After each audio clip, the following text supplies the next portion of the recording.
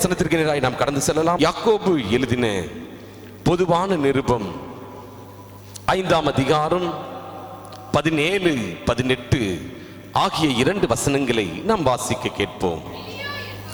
எலியா என்பவன் நம்மை போல பாடுள்ள மனுஷனாயிருந்தும் மழை பெய்யாதபடிக்கு கருத்தாய் ஜெபம் பண்ணினான். அப்பொழுது 3 வருஷமும் 6 மாதமும் பூமியின் மேல் மழை பெய்யவில்லை. மறுபடியும் ஜெபம் பண்ணினான். அப்பொழுது வானம் மழையை பொழிந்தது, பூமி தன் பலனை தந்தது. ஆமென். ஒரு அருமையான வேத வசனத்தை அப்போஸ்தலனாகிய யாக்கோபு அவர் தன்னுடைய நிருபத்திலே அவர் எழுதுகிறார். பாருங்கள், அவர் நிருபத்தை முடிக்கிற வேளையிலே எலியாவை குறித்து, எலியாவுடைய ஜெப வாழ்க்கையை குறித்து அவர் ஆழமாய் இந்த வசனத்தில் எழுதுகிறார். எலியா என்பவன் நம்மை போல பாடுள்ள மனுஷனாயிருந்தும் மழை பெய்யாதபடி அவன் கருத்தாய் ஜெபம் பண்ணினானா. அப்பொழுது வேதம் சொல்லுகிறது 3 வருஷம் 6 மாதம், சொல்ல போனால் 3.5 வருடங்கள் தேசத்தின் மேலே மழை இல்லை. பாருங்கள், 3.5 வருடங்கள் மழை இல்லை என்றால் தேசம் எப்படிப்பட்டதாயிருக்கும், பூமி எப்படிப்பட்டதாயிருக்கும். நமக்கு 1 வருடம் மழை இல்லை என்றால் பயங்கரமான தண்ணீர் தட்டுப்பாடு ஏற்பட்டுவிடும். இந்த செப்டம்பர், அக்டோபர் மாதங்களிலே மழை பெய்ய வேண்டிய நாட்கள். பாருங்கள், இங்கே மழை பெய்யாதபடி எலியா அவர் ஜெபிக்கிறார், வானத்தை அடைத்து. ஆமென். வேதம் சொல்லுகிறது 3.5 வருடங்கள் பூமியின் மேலே என்ன பெய்யலையா, மழை பெய்யவில்லை. ஆமென். வேத வசனம் சொல்லுகிறது 18ஆம் வசனத்திலே மறுபடியும் அவன் என்ன செய்தானா, ஜெபம் பண்ணினான். ஆமென். ஜெபத்திற்கு இருக்கிற அந்த வல்லமையை பாருங்கள். இயற்கையின் மேலே நாம் அதிகாரம் செலுத்த வேண்டுமானால் ஜெபத்தின் மூலமாகத்தான் நாம் இயற்கையின் மேலே அதிகாரம் செலுத்த முடியும். எந்த மனிதனும் வானத்தை அடைத்ததாக இல்லை, எந்த மனிதனும் வானத்தை திறந்ததாக இல்லை. ஆனால் எலியாவுடைய வாழ்க்கையிலே வானத்தை அடைத்தும் போட்டார், வானத்தை திறந்தும் கொடுத்தார். வேத வசனம் தெளிவாய் சொல்லுகிறது. ஆமென். மறுபடியும் ஜெபம் பண்ணினான். அப்பொழுது வானம், சொல்லுங்க, வாசிங்க. அப்பொழுது வானம் மழையை பொழிந்தது, பூமி தன் பலனை தந்தது. ஆமென். எலியாவுடைய ஜெபத்தை குறித்து, எலியாவுடைய ஜெபத்திற்கு இங்கே ஒரு பெயரை யாக்கோபு பக்தன் அவர் எழுதுகிறார். எலியாவுடைய ஜெபம் கருத்தான ஜெபம். நம்முடைய வாழ்க்கையிலே அற்புதம் நடக்க வேண்டுமானால், நம்முடைய வாழ்க்கையிலே அதிசயம் நடக்க வேண்டுமானால் தினசரி கருத்தாய் ஜெபிக்கிற ஒரு ஜெபத்தை நாம் எடுக்க வேண்டும். இந்த நாட்கள் ரொம்ப அழிவு எப்போ வரும்னே தெரியாது. ஆமென். அழிவு எப்பொழுது நெருங்கும் என்றே தெரியாது, எப்பொழுது மரணம் வரும் என்று தெரியாது, எப்பொழுது நாம் இந்த தேகத்தை விட்டு பிரிந்து போவோம் என்று சொல்ல முடியாது, எப்பொழுது என்ன நடக்கும் என்றே தெரியாத ஒரு சூழ்நிலைக்குள்ளே நாம் போய்கொண்டிருக்கிறோம். இன்னைக்கு தெரியுமா உங்களுக்கு, இன்னைக்கு ஆண்டவர் நம்மை ஆசீர்வதித்து வைத்திருக்கிறார். ஆமென் சொல்லிடுங்க. எத்தனை தேசத்துல ஒரு நேரம் கூட உணவு இல்லாதபடி ஜனங்கள் எவ்வளவு பரிதபிக்கிறாங்க தெரியுமா? ஆப்பிரிக்கா தேசத்திலே கடந்த வாரத்தில் செய்தியை வாசித்தேன். வெட்டுக்கிளி, இந்த தோட்டத்தில் அலைங்கள வெட்டுக்கிளி, அதை பிடிச்சு அவங்க சொல்றாங்க, ஒரு தாய் சொல்றாங்க, 6 மாத காலமாக இதைத்தான் நாங்கள் சாப்பிட்டுக்கிட்டு இருக்கோம் ஐயா. ஏனென்றால் பயங்கர பஞ்சம், மழை இல்லை, நெல் விளைவதில்லை, கோதுமை கிடையாது, எந்த நாடுகளும் உதவி செய்வதாக இல்லை. பாருங்க, ஒரு கிராமத்தில் அவங்க சொல்றாங்க, சாப்பிட்றதுக்கு வழியே கிடையாது, பிள்ளைங்கெல்லாம் மரித்து போறாங்க. அந்த பூச்செல்லாம் பிடிச்சி காலையில போய் வெட்டுக்கிளி, நீங்க யோசித்து பாருங்க, இந்தியாவிலே அதே போல வந்தால் நாம் என்ன செய்வோம்? அந்த வெட்டுக்கிளி, பறக்கிற வெட்டுக்கிளி, அதை பிடிச்சி அதை காலெல்லாம் தூரப்பட்டு அந்த உடம்பு மட்டும் அப்படி வறுத்து சாப்பிட்றாங்க. 3 வேளையும் 6 மாதம் இதான் சாப்பிட்றோம். ஆண்டவர் நம்ம எவ்வளவு ஆண்டவர் ஆசீர்வாதமாய் வைத்திருக்கிறார். நான் சொல்றேன், நான் என் பிள்ளைங்கிட்ட சொல்றேன், ஒரு பருக்க தட்டுல இருக்கக்கூடாது, தூர போடக்கூடாது. என் தட்டை பார்த்தீங்கன்னா ஒரு சாப்பாடு ஒரு அரிசியை தூர போட மாட்டேன். ஏன் தெரியுமா? இது எனக்கு கர்த்தர் தந்தது. ஆமென், அல்லேலூயா. என் பிள்ளைங்களுக்கு கற்றுக் கொடுக்குறேன். நம்ம சாப்பாடு வேண்டாம்னு தூரத்துக்கு போட்டு குப்பையில போடுவோம். எவ்வளவு பஞ்சம் தெரியுமா? என்ன சொல்ல தப்பு இருக்கா? அவ்வளவு கஷ்டம் ஐயா, ஜனங்கள் மரித்து போறாங்க ஐயா. ஆண்டவர் நமக்கு நல்ல ஆசீர்வாதத்தை கூட, சிக்கன் மீன் எல்லாம் கொடுக்கிறார். எதையும் வீணாக்க கூடாது. இன்னைக்கு நைட்டு நீங்க போச்சுல பக்கத்துல உங்க பிள்ளைங்க சாப்பிடும்போது ஒரு சோத்து பறிக்க நீ வீணாக்க கூடாது. ஆமென். இல்ல குழம்பு நிறைய இருக்கு கொண்டு போய் கொட்டுறேன், செய்யாத அந்த தப்பை. ஆமென். சூடாக்கி சாப்பிடு 2 நாள், இல்ல கொஞ்சமா வை. ஆமென். ஒரு சோத்து பிறகு வாயிலிருந்து கீழே விடக்கூடாது, எடுத்து வாயில போடு. ஆமென். ஏனென்றால் கர்த்தர் என்னை ஆதரிக்கிறார், கர்த்தர் என்னை நடத்துகிறார், பஞ்ச நாட்களுக்கு கர்த்தர் என்னை விலக்கி பாதுகாக்கிறார். ஆமென், அல்லேலூயா. பாருங்கள், மிக கொடிய பஞ்சம், 3.5 வருடங்கள் பஞ்சம். ஆனாலும் எலியா அவர் கருத்தாய் ஜெபித்தாராம்.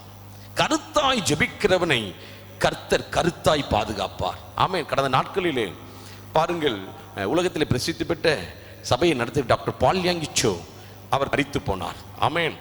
பூரண வயதுள்ள ஒரு மூத்த ஊழியக்காரர். அவருடைய ஊழிய அனுபவங்களை அவர் பார்க்கும் பொழுது அந்த தேவ மனிதன், ஆமென், நான் 2017 வருடம் தென்கொரிய தேசத்தின் எழுப்புதலை பார்க்க கர்த்தர் என்னை அழைத்து கொண்டு போனார். அந்த தேசத்திலே பயங்கரமான எழுப்புதலுக்கு வித்திட்டவர் யார் என்றால் அருமையான டாக்டர் பால் யாங்கிச்சோ. ஆமென்.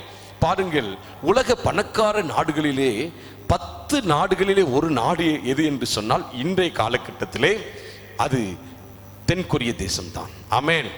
பாருங்கள், ஆனால் 50 வருடங்களுக்கு முன்னே அங்கே இருந்த பஞ்சம், ஆமென், அங்கே இருந்த நிலைமை மிக மிக ஏழ்மையான, ஒரு நேரம் சாப்பாடு தான் ஜனங்களுக்கு கிடைக்குமா, அப்படிப்பட்ட எளிமையான தேசம். பாருங்கள், பஞ்சம் நிறைந்த தேசம் உலகத்திலே எது என்று சொன்னால் 50 வருடங்களுக்கு முன்னே அது தென்கொரிய தேசம்தான்.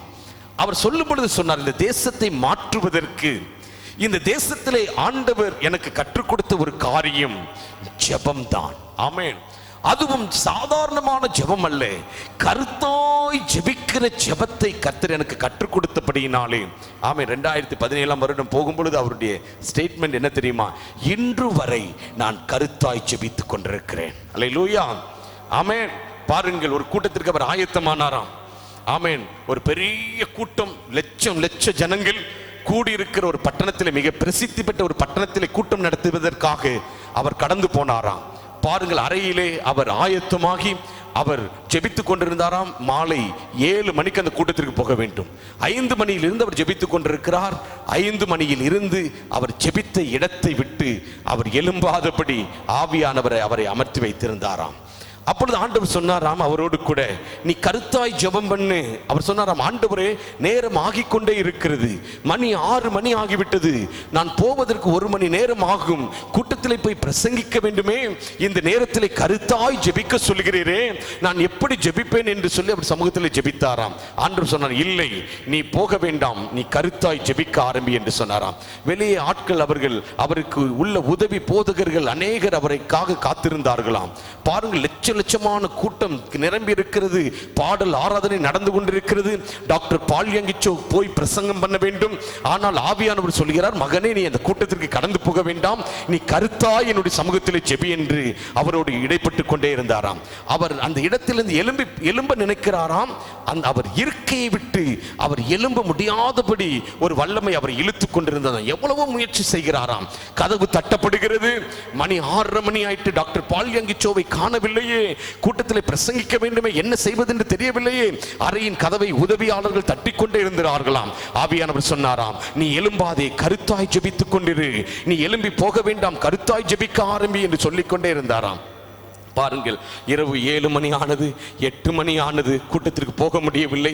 அவர் ஆண்டவருடைய சமூகத்தில் உட்கார்ந்து கொண்டிருந்தாராம். திடீரென்று அவருடைய உதவியாளர்கள், என்ன நடந்தது என்று தெரியவில்லையே, 6 மணிக்கு போக வேண்டும், இரவு 9 மணி ஆகிவிட்டது, என்ன செய்வது என்று தெரியவில்லை, டாக்டர் பால் யாங்கிச்சோக்கு என்ன ஆனது என்று தெரியவில்லையே என்று சொல்லி அவர்கள் கதவை உடைத்து உள்ளே வந்து பார்க்கும் பொழுது டாக்டர் பால் யாங்கிச்சோ அவர் சிரித்துக் கொண்டு ஜெபம் பண்ணி கொண்டே இருந்தாராம். ஆமென்.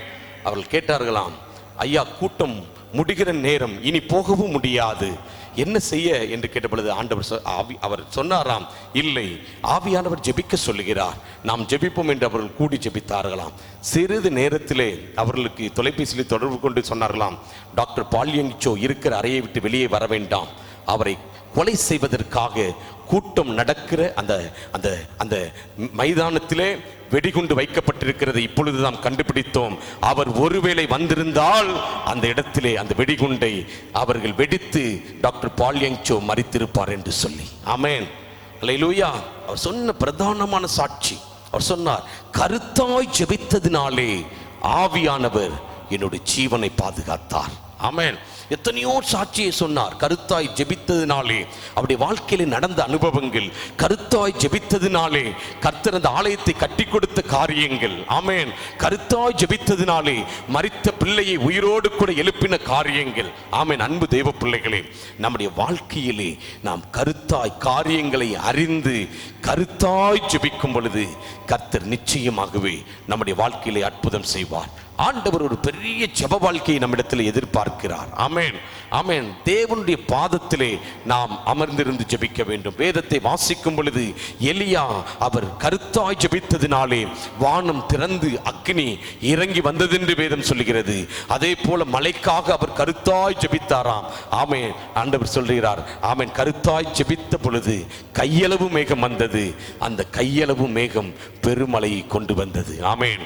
நம்முடைய வாழ்க்கையிலே ஒவ்வொரு நாளும் கருத்தாய் ஜெபிக்கிற அனுபவத்திற்கு நேராய் நாம் கடந்து செல்லும் பொழுது கர்த்தர் உண்மையாகவே நம்மை உயர்த்துவதற்கு அவர் வல்லமை உள்ளவராய் இருக்கிறார். கைகளை உயர்த்தி ஆமென் சொல்லுங்க. ஆமென். எலியா நம்மை போல பாடுள்ள மனுஷன்தான். எலியா நம்மை போல நெருக்கமுள்ள மனுஷன்தான். எலியா நம்மை போல ஒவ்வொரு நாளும் பாடுகளை அனுபவித்து கடந்து போன மனிதன் தான்.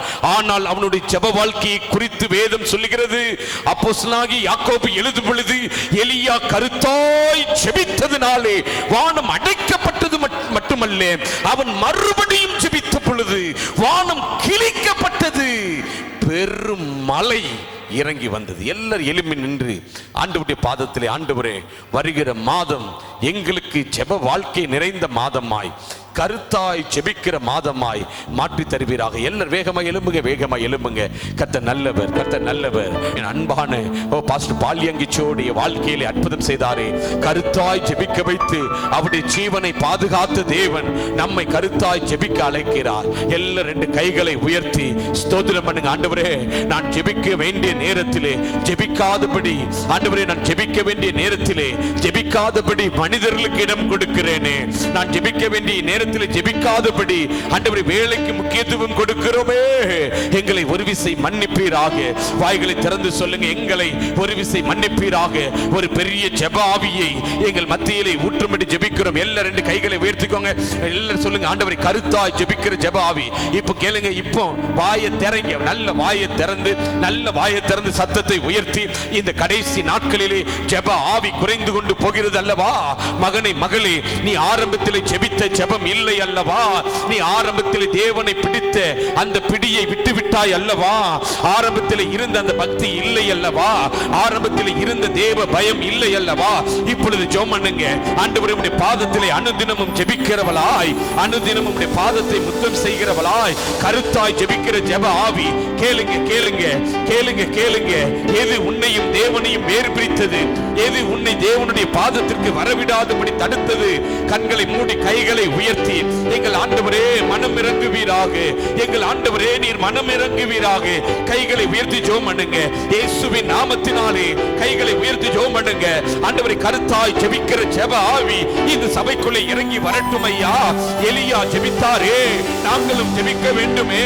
கருத்தாய் ஜெபிக்கிற ஜெப ஆவி ஊட்டப்படட்டும், ஊட்டப்படட்டும். எல்லார் கைகளை உயர்த்தி, ஆண்டவரே, ஜெபிக்கிற ஜெப வீராங்கனையாய், ஆண்டவரே, வீராங்கனையாய் எங்களை மாற்றுவீராக. ஜெப ஆவி எங்களுடைய ஆலயங்களை பற்றி பிடிக்கட்டுமே. இப்பொழுது கேளுங்க, ஆண்டவரே, கருத்தாய் ஜெபிக்கிற ஜெப ஆவி, ஆண்டவரே, மறுபடியும் அதிகாலையிலே எழும்பி, நேரப்பட எழும்பி உம்முடைய சமூகத்திலே ஜெபிக்கிற ஜெப ஆவி, உம்மை விட்டு பிரிந்து போகாத ஒரு ஜெப ஆவியை இப்பொழுதே எங்கள் மேலே நீர் ஊற்றும்படி ஜெபிக்கிறோம். தேவனுடைய பலத்த வல்லமை, பலத்த வல்லமை, தேவனுடைய பலத்த கரம் எங்கள் மேலே இறங்கி வருவதாக. ஆண்டவரே, ஒரு ஜெப ஆவி எங்கள் மேல் இறங்கி வரட்டும். இறங்கி வரட்டும். எத்தனை பேருக்கு இங்க கைகளை தட்டி வருகிற மாதம் நமக்கு ஒரு பெரிய ஜெப ஆவி, நான் வருகிற மாதம் ஜெபிக்கிற ஒரு அனுபவம் கர்த்தர் நமக்கு தரப்போகிறார். அல்லேலூயா. நீங்க விசுவாசிக்கிறீங்களா? கருத்தாய் ஜெபிக்க போறோம். கைகளை உயர்த்தி, வேண்டாததுக்கு இடம் இல்லப்பா இந்த சபையில. ஆண்டவரே, இந்த சபையின் அஸ்திபாரம் ஜெபம். சொல்லுங்க எல்லாரும் கைகளை உயர்த்தி, ஆண்டவரே எங்க வாழ்க்கையின் அஸ்திபாரம் ஜெபம், எங்களை மறுரூபப்படுத்த போகிறது ஜெபம். எல்லாரும் கண்ணை மூடி ஜெபம் பண்ணுங்க. எல்லாரும் கண்ணை மூடி, சின்ன பிள்ளைங்க எல்லாம் கண்ணை மூடி ஜெபம் பண்ணுங்க. யாரும் கண்ணை திறக்காதீங்க. கைகளை உயர்த்தி சொல்லுங்க, ஆண்டவரே என்ன வேலை இருந்தாலும் சொல்லுங்க, என்ன வேலை இருந்தாலும் ஆண்டவர் ஜெபத்துக்கு முக்கியத்துவம் கொடுப்பேன். ஆண்டவரே ஆராதனைக்கு முக்கியத்துவம் கொடுப்பேன். ஆண்டவரே அப்பா அம்மாவுக்கு ஸ்தோத்திரம், எங்க பிள்ளைங்களை ஜெபிக்க வைப்பேன். சொல்லுங்க, என் குடும்பத்தை ஜெபிக்க வைப்பேன். நீ நல்ல தாய் தகப்பன் என்றால் உங்களுடைய பிள்ளைங்களை நீங்க ஜெபிக்க வைக்கலன்னா நீங்க நல்ல தாய் தகப்பன் இல்ல. இல்ல, தவறிடுங்க. ஆண்டவர் சுட்டி காட்டுகிறார், உன் பிள்ளைங்களை ஜெபத்துல வளர்க்கலைன்னா நீ தேவன் விரும்புகிற பாத்திரமே அல்ல. சின்ன பிள்ளையா இருக்கலாம், ஜெபிக்க வைக்கணும், ஜெபிக்க வைக்கணும். அதிகாலையில எழுப்பணும், ஜெபிக்க வைக்கணும். கைகளை உயர்த்தி சொல்லுங்க, ஆண்டவரே எங்க குடும்பம் ஜெபிக்கிற குடும்பமா மாறணும். என் பிள்ளைங்க ஜெபிக்கணும். சொல்லுங்க, நான் அதுல